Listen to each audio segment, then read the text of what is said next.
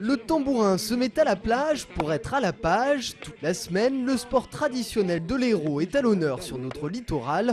Une façon de promouvoir une discipline qui peine à se faire connaître en dehors du département. Je connaissais pas du tout le tambourin, donc j'ai découvert ça ce matin. Donc ça ressemble beaucoup au tennis apparemment. On connaissait pas avant, mais ça a l'air marrant quand même à jouer, c'est un peu dur, mais bon. Ça a l'air assez compliqué quand même. Les règles de ce sport plus que centenaire ont été adaptées à cette nouvelle surface. 3 joueurs au lieu de 5 et un terrain moins grand, mais ce n'est pas tout. Il est adapté essentiellement aussi au niveau de la balle puisque c'est une balle de tennis basse pression, donc utilisée aussi pour le mini-tennis.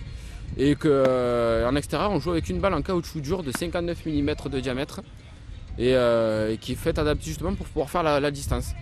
Donc là la balle va relativement lentement. Pour les joueurs aussi, le contexte est inédit et il faut s'y adapter. Sur le sable, on n'a pas de rebond. Si la balle tombe donc droite, donc elle ne peut pas rebondir. Que sur la terre battue, elle a un bond un peu plus haut. Et sur le goudron, la balle a un bond très haut.